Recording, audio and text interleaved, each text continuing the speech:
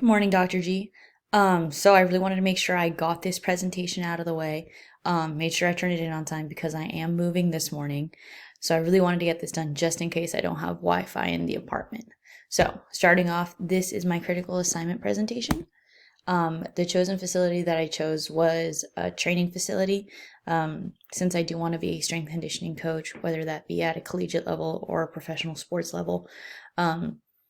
They tend to work in these settings with athletes to do that sport specific training that they need for obviously the required sports.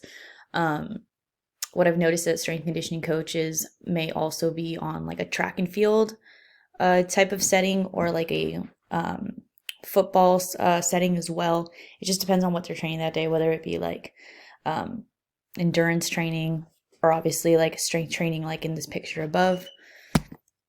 Now some risk management that comes with strength conditioning, that obviously like I've kind of seen with being a personal trainer, and as a coach as well in a high school setting, that many main risks at strength conditioning facilities would be regarding safety for the individuals and ensuring the facility is well kept. And of course, making sure that you are there giving proper instruction to these athletes. Once again, just really making sure that they're staying safe. And in this court case with Androzzi versus Town of East Haven, a 13-year-old boy was running on the track. Coach did not clear the bench that was in the middle of the field. The kid ended up falling and spraining his ankle, and his mom obviously took it to court. She won. This whole situation could have been prevented if the strength conditioning coach or coach would have just kept the area clean. Just making sure that unnecessary debris are out of the way to really just, once again, ensure safety. And another one with Ewing Gay in 2003, this happened in like a regular like fitness gym, and Yu was using a treadmill when all of a sudden it just stopped, causing him to fall and like fly backwards and hit his head, and he ended up dying because of this situation. Probably like worst case scenario that could happen in one of these situations. But what had happened was that the wall clearance was only at 2 feet, so separating like window to treadmill was only about like 2 feet as opposed to the required 5, just based on like facility design. So obviously when you are coaching in these situations, you really want to make sure you're following like all safety protocol when it comes to the design of these facilities. Once again, so situations like that can be avoided, and obviously your job as being like the person in charge of that facility, you really got to ensure these types of things. And the last type of risk management that comes out of this was a physical therapist assistant was working with like the main physical therapist and the client. And I know this is like physical therapy, but obviously it's still like works with machines and stuff, so I figured it would still fit into a strength conditioning training facility. But when she was working with a client, she was leaning on like a leg press machine from this company, Cybex. And when she was like leaning on it to like stretch her arm out, she ended up pulling on the machine, and it ended up collapsing on top of her, causing her to become a quadriplegic. So once again, a very nasty situation that could have been avoided if, once again, the proper measures were taken with ensuring that all the equipment was stable on the ground, everything's bolted in. It's your job as that person in charge to really make sure everything's in top condition and everything. Because obviously, once again, this is a terrible situation that could have been avoided if everything was done correctly.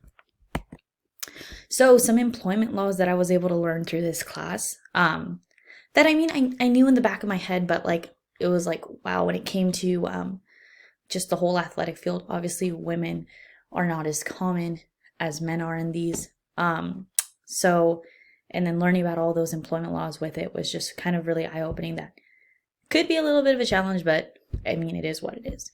So for employment laws, employment for strength conditioning coaches is based on a contract, or how the team is performing, or because of legal issues. So like how the team is performing is Are they performing well in games? Are you creating a winning team? And because of legal issues, could be like anything from like harassing your players, sexual harassment, just like things like that. And then the current issues regarding employment are unequal pay, and how I was saying a little bit was more like discrimination, whether that be through gender, racial, sexual orientation, age, whatever the case may be. So in a court case, Miller versus University of Minnesota, she was being discriminated based on her gender, being a woman, and her sexual orientation, and was being harassed as well because of all that. She was able to prove that she was not being paid equally compared to the other male coaches.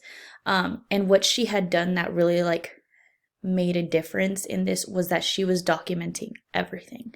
So everything that was occurring to her, she was documenting it. So when it came time to taking legal action, she was able to prove all of that. So obviously, like as a strength and conditioning coach, not necessarily like there's only so much that you can control. So what you can't control would be documenting everything. That's why I thought that like, oh, like that's a really good idea to do so when you're in that position.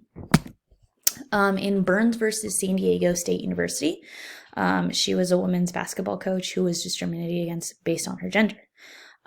This is usually like one of the more common types of discrimination when it comes to like what I've noticed through my research in this area. She filed a complaint against the school under Title IX, where she was Title IX, where she was then fired because of video emerging elbowing her assistant coach. What really happened was that she had already been discussing with the school that, hey, like under Title IX, like you guys are showing discrimination, but like, so she was already like trying to make a big deal out of it. And what it looks like was the school was just like kind of their way of like getting back at her was just like, it was just like a playful like nudge of her assistant coach. But anyways, she ended up winning the court case at $4 million. And this could have been avoided if the school had taken her discrimination claims into consideration by like, just like, hey, like listening to her. And I'm sure all of this could have been avoided. It's just you need to listen when someone's coming up to you about discrimination complaints, things like that, if you are in a managerial position, because there is only so much these strength and conditioning coaches can do. So they just would like to be heard, and that this could have all been avoided. In Belts versus University of Pittsburgh, the head strength and conditioning coach was being discriminated based on his age. Once again, is one of the more common ones, usually just because some schools want to tend to lean more like, I think it was like their athletic director was saying that like, hey, we need to find somebody who's like fresh and new and like someone who's hungry to start working. But he was being terminated because the school wanted to take on another route, which was was the athletic director saying that they wanted a younger coach. Even though Belts was completely highly qualified for his position as our strength and conditioning coach. This does violate the EA, since Belts is, like I said, highly qualified for this position. He has been doing it. The team has been winning, and he is at that 40 years. He is 40 years old where they start seeing cases like this. Now, management could have avoided this situation by requiring additional training for management based on discrimination. And I think some people just don't really like see like too much as like, hey, like you can be like discriminating against women simply based on their age. So I feel like if management had more training on like different types of discrimination, this could have been avoided because they would have been more knowledgeable. I'm like, hey, like that's not right. This person has all these qualifications. He's been doing his job right. The team has been winning. There's really no need to want to terminate him simply because he is 40 years old. So, application. I realized how much sports law is going to be affecting my career because I wasn't truly aware of how many legal issues I was going to run into. I knew like negligence was going to be the biggest one, but like I said before, in that whole employment area, that one really was kind of opened my eyes for it. Now, prior to this, I was a manager at 24 Hour Fitness and at Crunch Fitness as a fitness manager. And so I did have some like experience when it came to looking out for safety hazards in training facilities. Because once again, I always had to do like check-ins, always had to walk, always had to clean, make sure dumbbells were out of the way, things like that. Just little things to make sure. Oh, and then obviously like if there's a treadmill out, we had to put like a little like sticker on it to make sure that people knew not to go on it. Just little things like that obviously go a long way when ensuring the safety of the gym goers. So that was obviously something that I had done in the past, but was reaffirmed that that's the correct thing to do. And then I would be more aware of how discrimination occurs in this setting, even if it is intentional. Obviously, like I said before, I did do hiring process in it. And learning now that even unintentional discrimination does occur, and there are legal action that can be taken against it, even though you are not aware that you are doing it. So definitely you just have to be very careful as a manager to like make sure you're respecting everyone equally, making sure you're giving everybody equal opportunity, things like that. Now, faith integration. John 8:15 says, "You judge according to the flesh, I judge no one."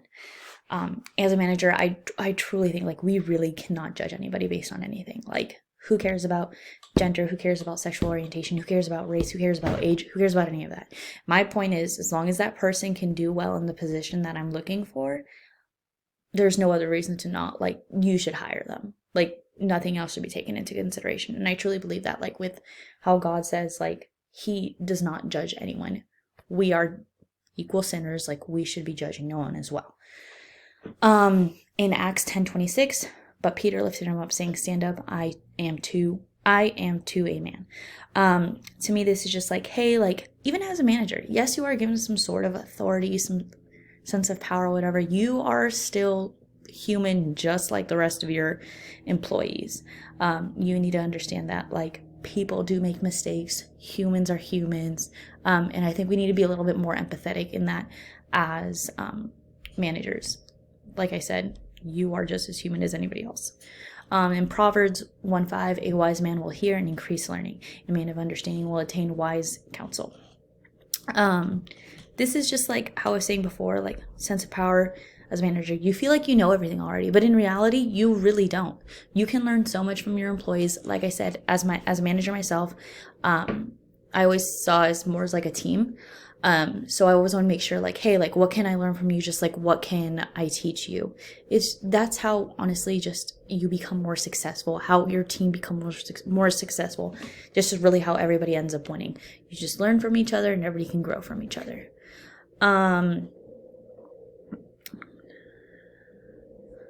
Managers can face legal issues when constantly inserting religion into work environments, since not everyone has the same religion or believes the same thing.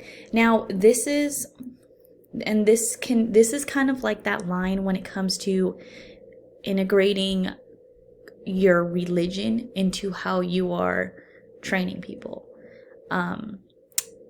Just because, yes, sometimes people can go against your beliefs and everything, but at the same time, you do need to be respectful that, hey, not everyone has the same religion as you, and you need to lean towards that. So my manager's experience has put me in a compromising position, but I tend to stick towards my morals. Whether that come to like, hey, like, you need to sell $1,500 worth of training for only 23 sessions, I would try to make cuts towards people that I knew really needed it and simply could not afford it. Yes, I've handed out my free sessions, things like that. So I can see where sometimes it can be a little hard, but at the end of the day, like, your morals is your person. It's like, how can you sleep at night type of thing. So I always tend to stick to my morals when it comes to having to create a compromising position. Those are my references from everything that I've used, and that is it. Thank you so much, Dr. G. I really, really enjoyed the class,